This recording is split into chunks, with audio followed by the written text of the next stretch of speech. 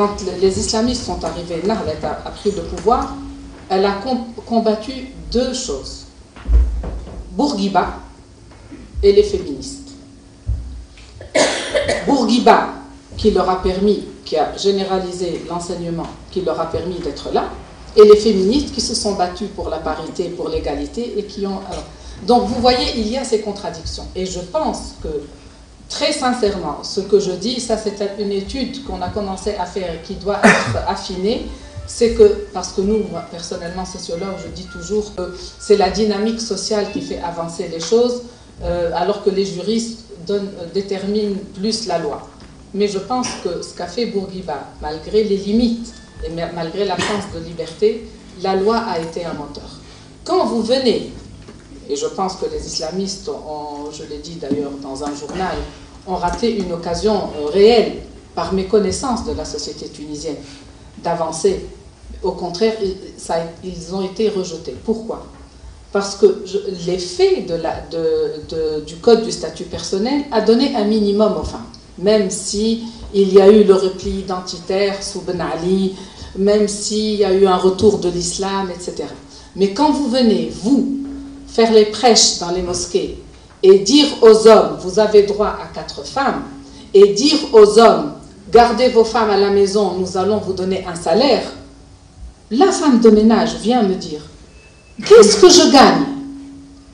Le salaire, d'abord je gagne plus parce qu'il proposait 200 dinars, c'est-à-dire 100 euros. Le salaire, je gagne plus. En plus, ils vont le donner à mon mari. En plus, il faut que je sois enfermée et que j'ai d'autres concurrentes.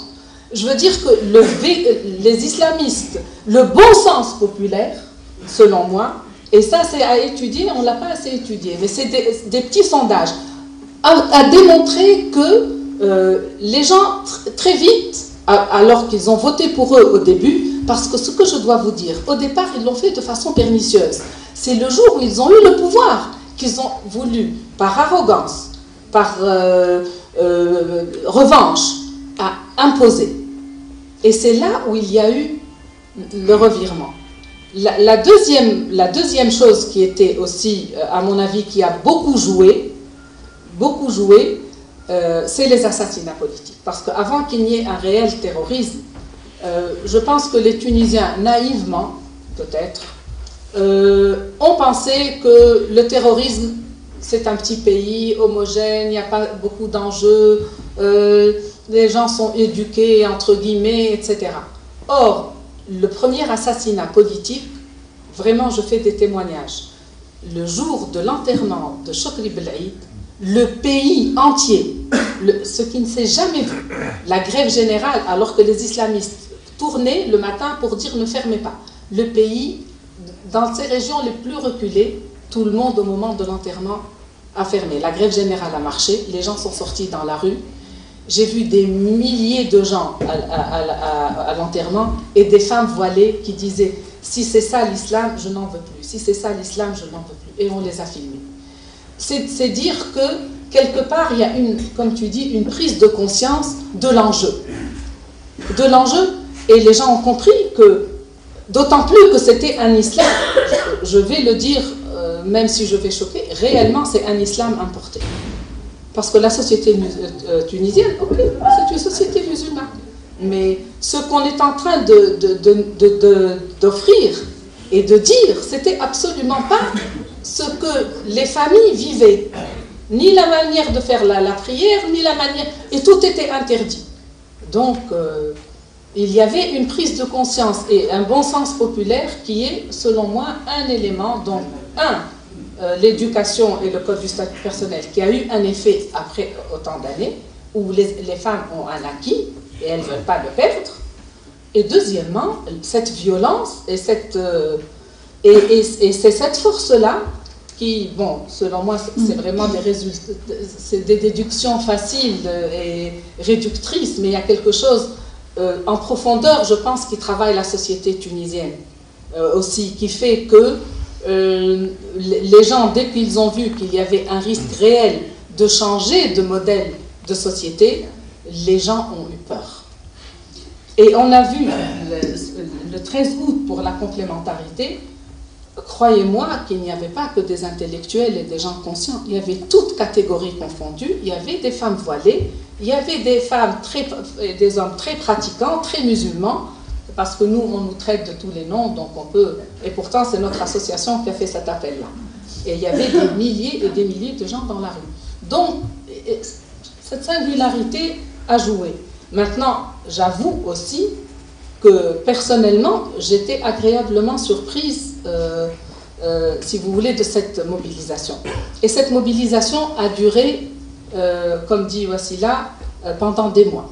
Parce que le premier assassinat politique, c'était un choc, et du coup, les gens ont commencé à changer de comportement et à remettre en question. Beaucoup de gens venaient, les plus démunis, les plus simples.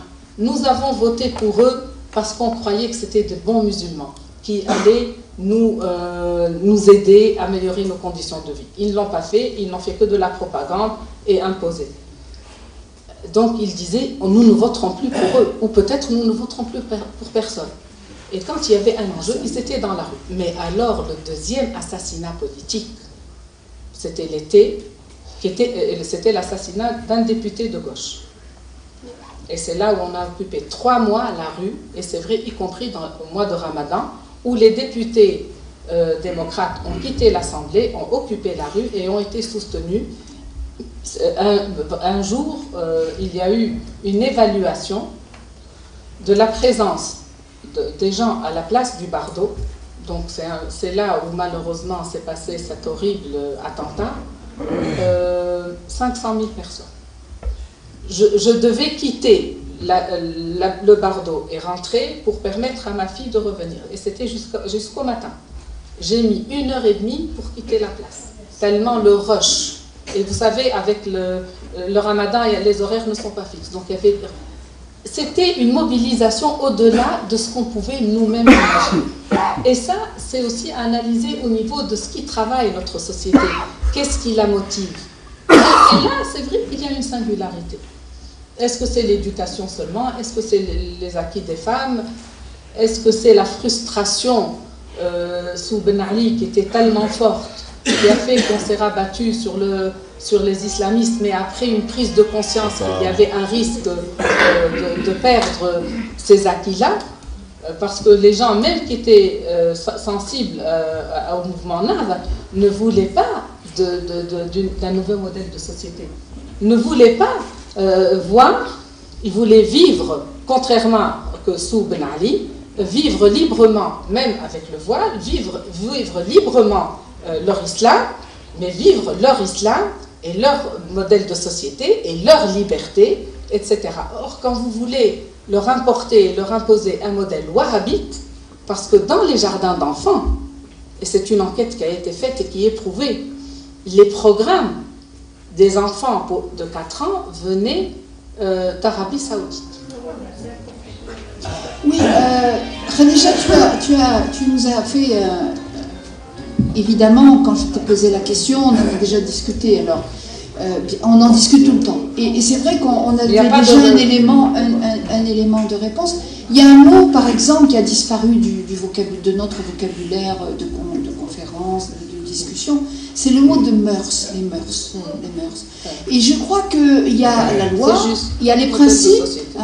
Il est beaucoup plus facile de mobiliser les gens sur les mœurs que sur les principes, et sur les principes, surtout les principes abstraits. Et que, alors, considérant la question des mœurs, comme tu dis si bien, quand tu donnes l'exemple d'une femme qui travaille dans une maison et qui ne comprend pas ce que tu appelles le bon sens populaire. Ce bon sens populaire, il est aussi issu d'une tradition politique. Parce que le bon sens populaire d'il y a 50 ans avant cette loi... non, bien sûr, je dis que la loi est déterminante, c'est un moteur de changement. C'est déterminant. Et alors, c'est là, si vous voulez, où, en tant que militante algérienne, quand on met le doigt sur des questions qui semblent secondaires et qui semblent sans importance, mais qui touchent aux habitudes de vie, qui touchent aux mœurs, par exemple, c'est là où on essaye de porter le combat. Parce que bien évidemment, une société qui n'a absolument rien à défendre, eh ben, elle ne se bat pas. Quand j'étais à l'UNESCO, quand les mouvements islamiques, le FIS était un mouvement autorisé et légal, on avait fait faire une étude sur les femmes qui étaient dans les partis, parce qu'il y avait des femmes dans les partis islamiques, le FIS.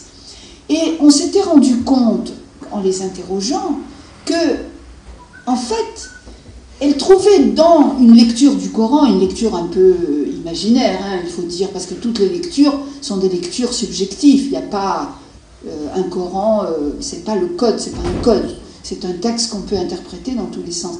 Dans leur lecture du Coran, elles trouvaient plus de droits que dans la réalité et dans la famille et dans la rue.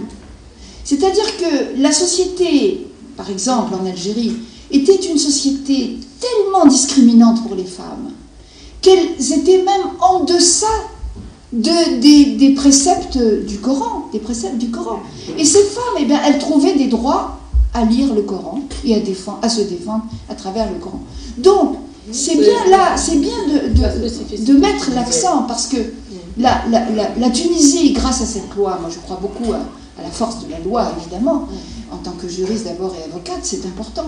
Mais en même temps, la loi dégage des mœurs. La loi produit un art de vivre. Et cet art de vivre, si je compare l'art de vivre, par exemple, en Algérie et l'art de vivre en Tunisie, on ne va pas faire un concours, hein. Oui, je sais que les Algériens sont toujours prêts à défendre, mais je peux vous dire que d'une certaine manière, malgré tout, en Tunisie, eh ben, les femmes sont en avance. Je vous donnerai seulement un exemple. C'est que quand nous avons des discussions sur la question des femmes en Tunisie, sauf maintenant, vous avez été rattrapés par le virus, elles ne parlaient jamais de l'islam. Parce qu'elles ne parlaient pas de l'islam. Elles avaient une loi. Elles parlaient de la loi et de l'amélioration de la loi. Or, en Algérie, nous n'arrivons pas à avoir une discussion en dehors de la charia. Et qu'on tourne en rond. Et je disais à mes amis à Alger, vivement qu'on ait une loi, mais ça ne nous a pas beaucoup changé, puisqu'en 84, on a eu cette loi, mais qui nous ramène aussi à une discussion, parce qu'aujourd'hui, tout à l'heure tu as parlé des femmes élues grâce au combat des féministes pour la participation politique des femmes. C'est mon interprétation. Oui, non, mais je peux te dire qu'on a fait la même chose. Parce que nous, on a obtenu, grâce au combat des femmes, un quota pour les femmes de 30%. Et je peux vous dire qu'il y a 2 ans, je me suis laissée séduire par une invitation de rencontrer les femmes de l'Assemblée populaire algérienne, et qui avait avec nous des camarades féministes là, qui sont maintenant dans les réseaux des Nations Unies. Et quand après une heure de discussion, on s'est dit, est-ce qu'on s'est battu 20 ans pour ça? Parce que c'était un scandale. Mais évidemment, vous savez très bien que le problème de la participation des femmes en politique, c'est d'abord le problème de la démocratie. Et que s'il n'y a pas de vraie démocratie, que ce soit des femmes ou des hommes, ça n'a absolument aucune importance. Donc, mais ça ne veut pas dire qu'il faut abandonner l'idée. Mais on a un peu chauffé la salle pour avoir des questions. Je pense que là, vous avez la chance d'avoir une actrice. D'avoir fait un reportage en demi sur le mouvement démocratique. Entre autres, j'ai assisté aux conférences de l'ATD, l'Association des femmes démocrates tunisiennes. Entre autres, à l'époque, ce que j'ai constaté, c'est qu'en Tunisie, que la réalité de la combativité des femmes est une réalité sociétale. C'était pas une lutte d'élite.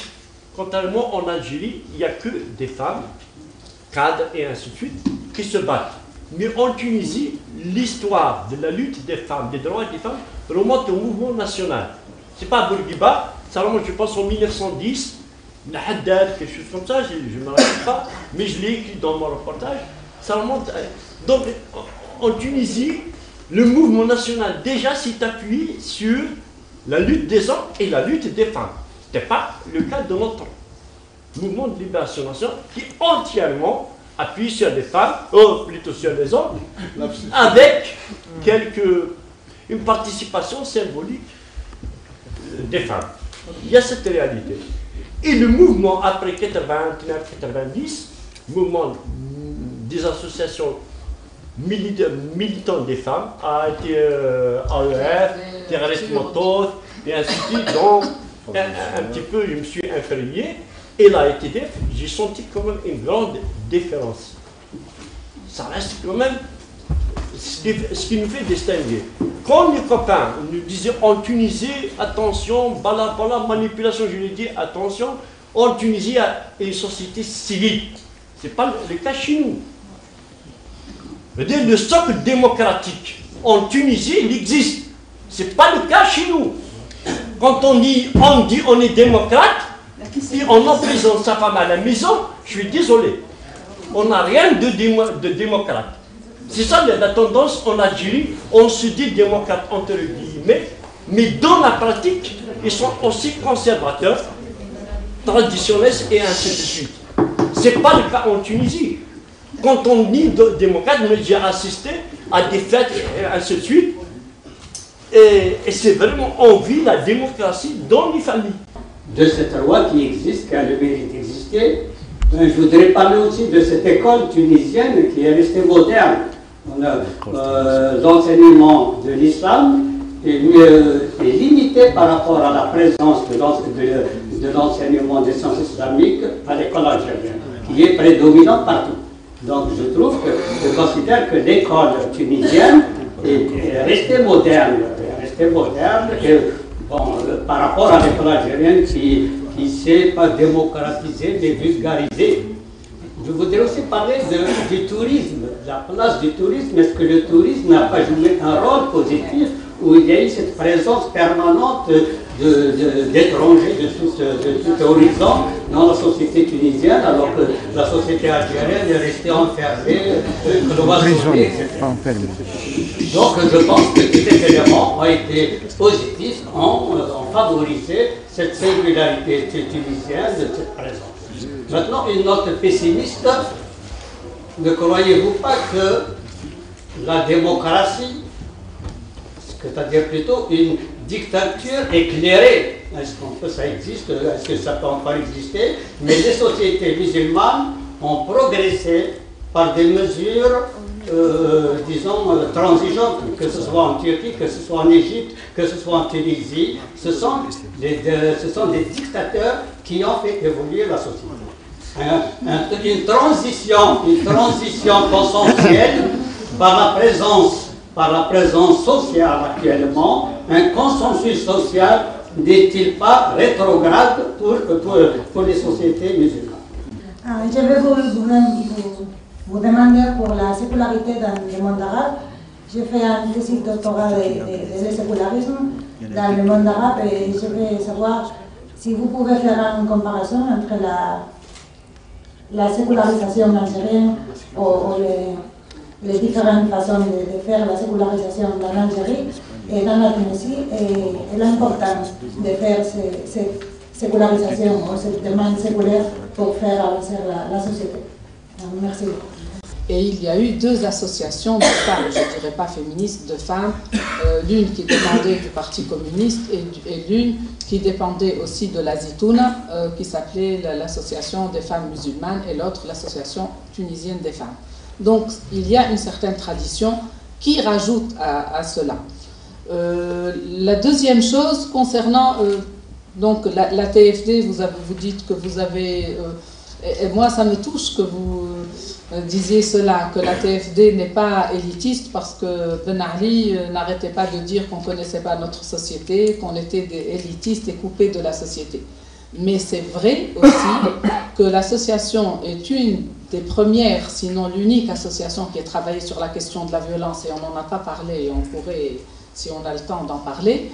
Et le fait d'ouvrir un centre d'écoute pour les femmes qui subissent la violence, conjugale ou autre, a fait que c'était une des rares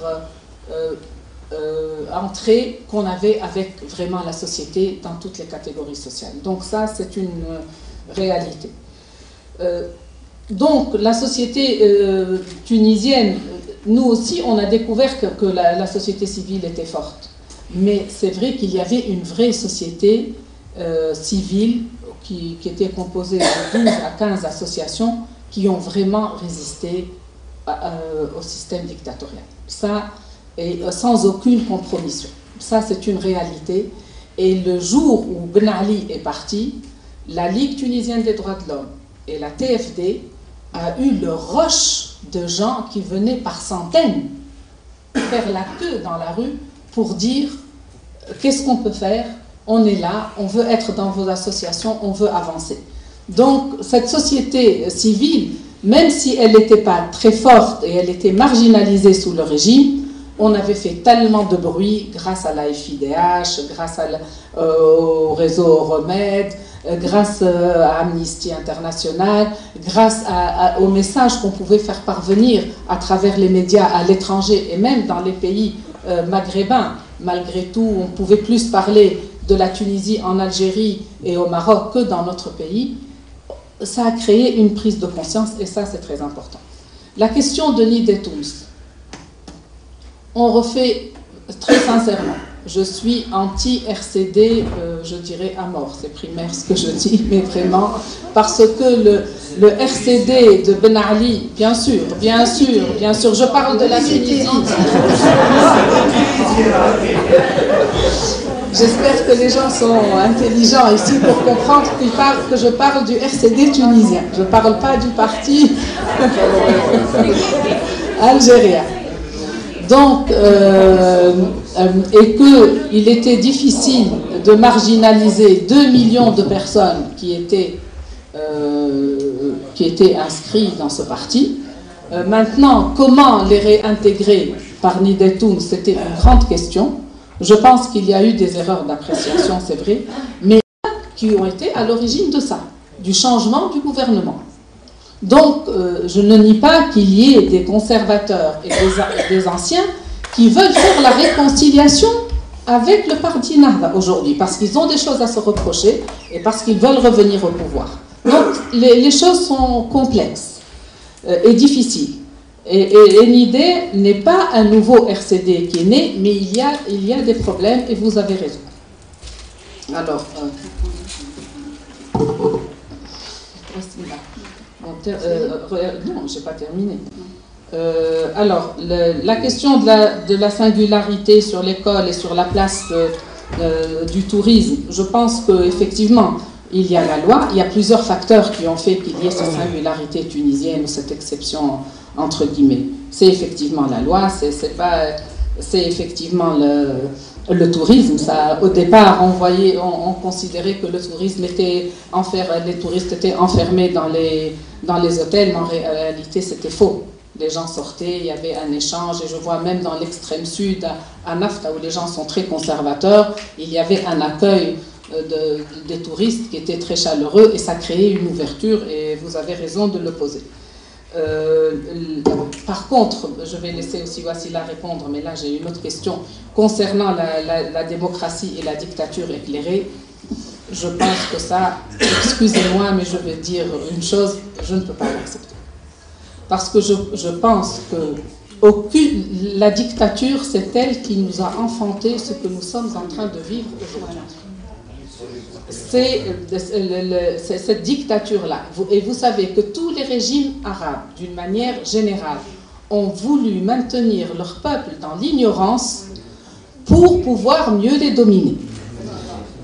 La Tunisie qui a choisi un autre chemin, l'école, mais qui a, sous Bourguiba, régime autoritaire, et sous Ben Ali, la dégradation de l'école, mais un régime plus autoritaire mais dictatorial, regardez où nous en sommes.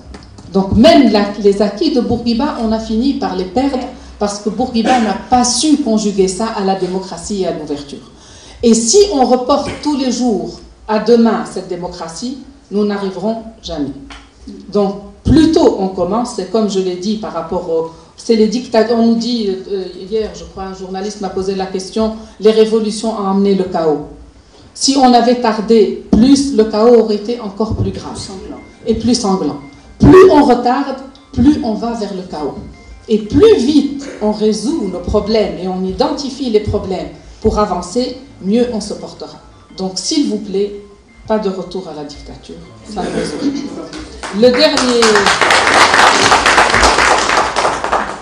Le dernier point très vite, c'est la sécularisation. C'est vrai qu'elle est différente par rapport entre la Tunisie et l'Algérie. La Tunisie a eu le génie de Bourguiba, il faut le reconnaître, même si je fais partie d'une génération qui a milité contre Bourguiba.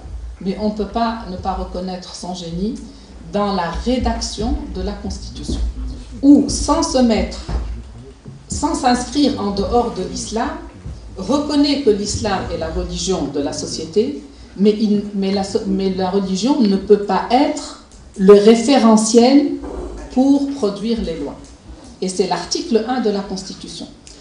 Et ça, c'est très important. Et c'est ce qui a été reproduit au niveau de la nouvelle Constitution, en rajoutant et en précisant à cet article 1 que l'État n'est qu'un État civil.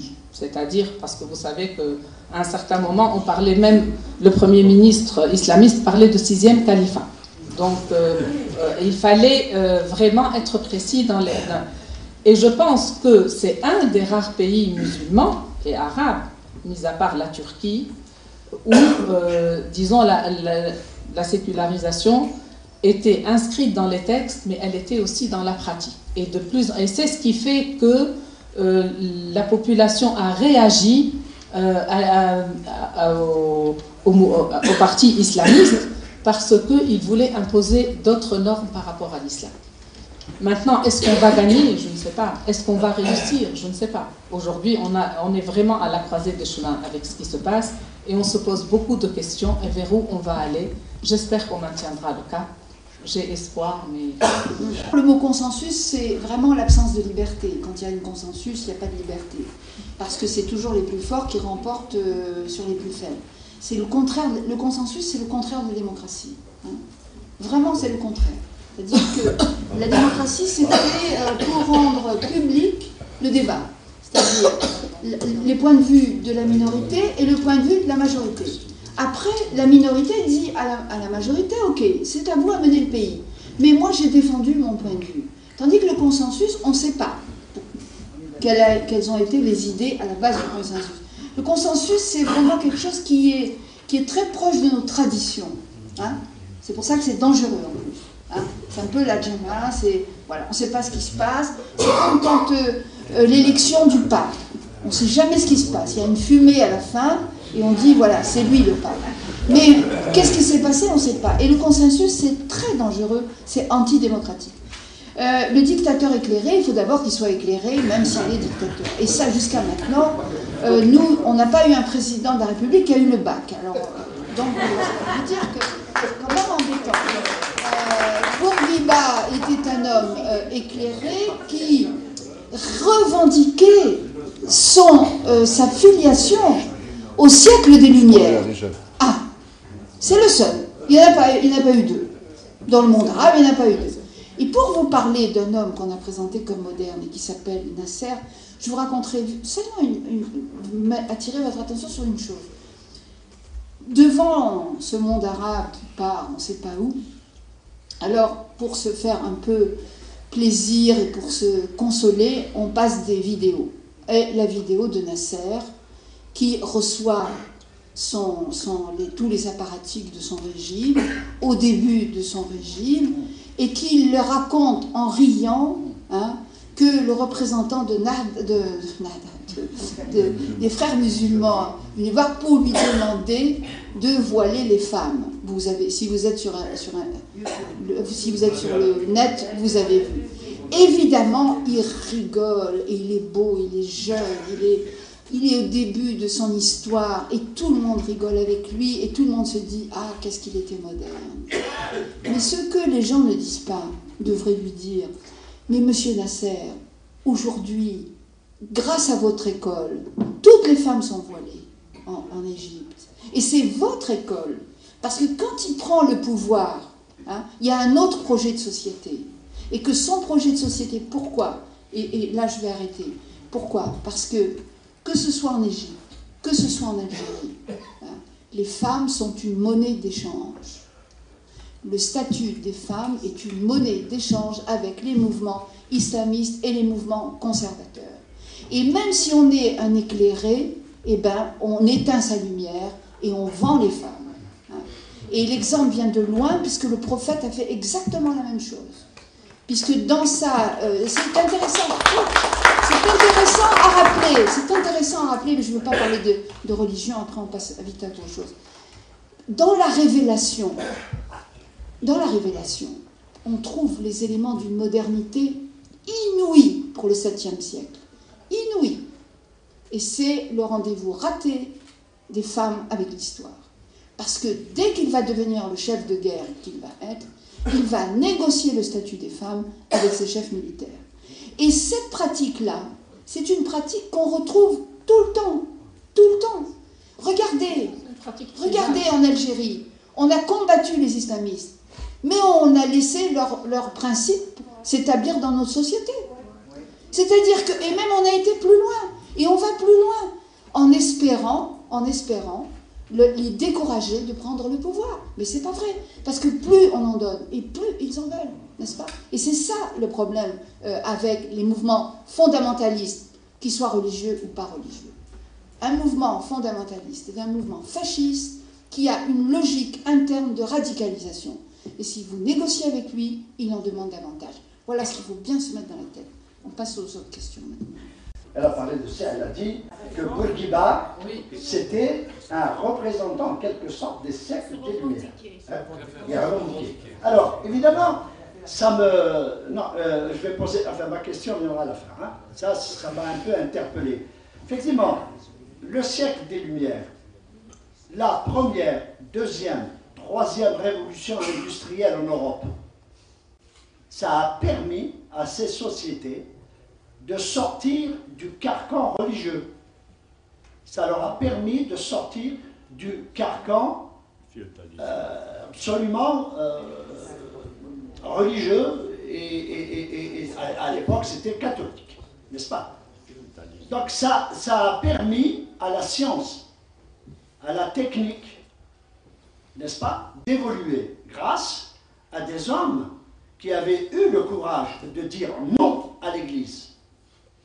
Bon, alors, qu'en est-il de la société arabo-musulmane? Est-ce qu'on a connu des révolutions industrielles ou économiques, à part le pétrole que l'on vend? Est-ce qu'on en a connu une? Bon, alors, d'où va venir le changement? Des idées de la tête seulement des gens? Je n'y crois pas. Ou alors, là, votre problème est terriblement complexe. Parce qu'en plus, si on ajoute à cette analyse, à ce modèle de société, si on ajoute à ce point, oui, bien sûr, ce problème de société, si on ajoute encore le fait que la société arabo-musulmane est figée, elle n'a pas le droit d'évoluer, bravo pour vous. Ma question, quelle était la place de l'université dans tous ces mouvements en Tunisie? Je dirais l'Algérie, le Maroc, la Tunisie. Il faut sortir cette définition de la société arabo-islamique parce que la civilisation arabo-islamique a fait beaucoup. Mais est-ce que nos pays ont fait quelque chose aujourd'hui? Parlons du XXe siècle, au moins, 20e, 19e. Donc, cessons de rendre responsable cette société dite arabo-islamique qui n'existe plus. Hein? Il faut quand même qu'on parle à nos sociétés, de nos sociétés. Vous avez dit, est-ce que ça ne vient pas de l'Arabie Saoudite? Moi, je peux vous dire que toutes les révolutions qu'il y a en Algérie, au Maroc, l'Arabie Saoudite est responsable, Dubaï est responsable, Qatar est responsable. Ils ne veulent pas faire l'Union arabe, ils ne veulent pas la force arabe, ils ne veulent pas que le Grand Maghreb, ils disent arabo-musulmane, c'est Messali Hadj quand il a remis à la France l'Algérie, au lieu de faire une berbaro-musulmane, ils ont fait une arabo-musulmane. Et c'est de là où viennent tous les problèmes des Algériens, de leur histoire. Claire et net. Claire et net. On est tous des berbères. Et madame, la Tunisie, oui, on est des Africains, l'étoile du Nord, on est très fiers. Madame, la Tunisie, يقولوا لي من بكري يقولوا لي وسيلة بورقيبة elle a fait énormément pour la femme tunisienne, pour les droits de la femme tunisienne. ربي يرحمهم ويسعدهم. احنا نهضروا jusqu'à présent ça fait 31 ans من الكود de la famille مازال المرأة الجزائرية ما عندها حتى حقوقها. Moi je le dis. Or en Tunisie, madame, c'est un plaisir. Ça me fait mal au cœur. Quand une semaine, or que hna, ma'ana walou, masha'Allah, wahda comme madame Tamzali, normalement vous devez être directrice, enfin, ministre des femmes, des droits. Million madame Tamzali, Medebina, on vous fait tous une pétition et vous allez devenir ministre de la femme. Du droit de la femme algérienne.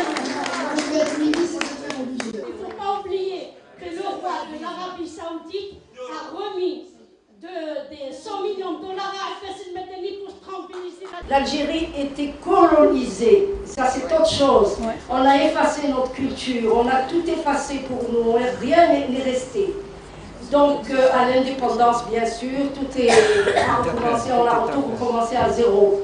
Vous savez qu'à l'indépendance, madame, on n'avait que 7% d'intellectuels, y compris les pères de la Révolution. D'après Albert Camus, en Kabylie, Grande Kabylie, en 1957, il n'y avait que 11% d'enfants scolarisés. Donc bon, passons. Maintenant, pour l'histoire des femmes, vous savez que les années 50 et 60, la femme algérienne était jalouse de la femme tunisienne, vu les droits qu'elle avait, son émancipation, son instruction, etc. Maintenant, en ce qui concerne justement le nouvel islam là, parce que j'ai beaucoup de respect pour l'islam, je dis nous avons une très belle religion, madame, mais ça a été déformé, bien sûr, par les nouveaux islamistes, par obscurantisme, ignorance et fanatisme. La question, pour la Tunisie, justement, moi, je n'ai pas tellement suivi son histoire. Je sais que la femme réclame ses droits. Elle demande une démocratie. Liberté, égalité et fraternité. Alors, je tiens d'abord à faire un petit témoignage personnel. J'étais militante de l'association des femmes agriculteurs.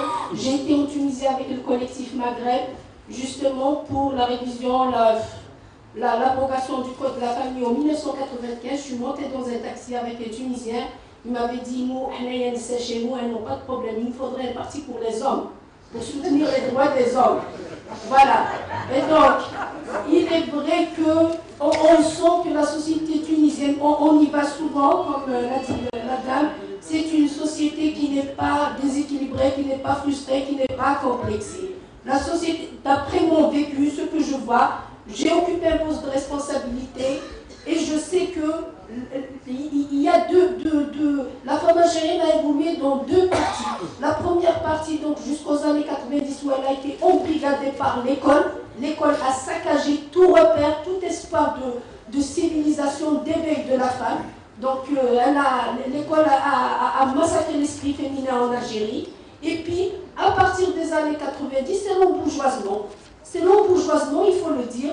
Il est vrai que la rente pétrolière a continué le problème des femmes, où les femmes, il est vrai que la femme de ménage vous a dit, moi je préfère travailler. Les femmes algériennes ont perdu l'habitude de travailler. Elles préfèrent mettre le hijab, rester chez elles, leur mari vient en 4x4 parce que justement l'intervention de l'Arabie Saoudite, elle se fait au niveau du commerce, au niveau de l'importation. Et voilà, c'est tout un circuit qui est pris par les islamistes. On les voit, ils les ramènent, elles font tarawih, elles vont à la mosquée le vendredi, elles sont là-bas, elles sont bien. Pourquoi elles vont chercher à travailler?